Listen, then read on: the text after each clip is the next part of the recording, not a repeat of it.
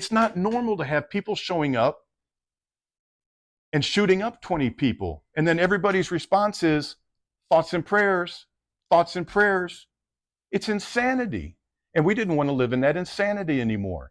I want to go someplace that I don't even think about sitting in a movie theater, that I don't think to check where the exits are when I'm at the Italian equivalent of a Walmart, where Oli can go to her church and not worry about a gunman busting in and shooting up the place.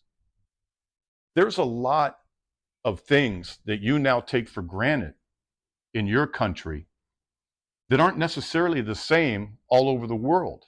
And I know you may be watching this in Canada or Australia or Japan or Singapore or wherever you are, but this is a serious problem here in America. And I don't see anybody getting real serious about making any changes for it. So in recap, the reason we wanted to leave the United States was high cost of living, uncontrollable healthcare cost, and personal safety. Those are the three reasons we decided to move. Is Italy, where we happen to move to, perfect? No. Crime happens in Italy. But the gun death rate is a fraction, a small fraction of what it is in the United States. We never hear about people getting shot up. They're never killing the clerk at the local Piggly Wiggly.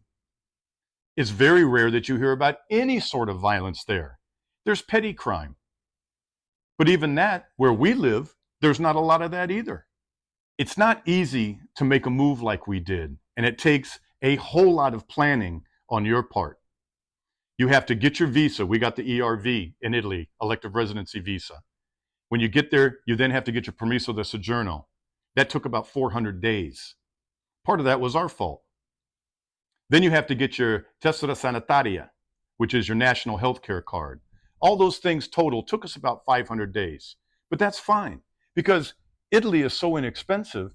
Even when we didn't have our national health care card, we could go get health care for literally pennies on the dollar compared to what we would have to pay in the United States paying cash.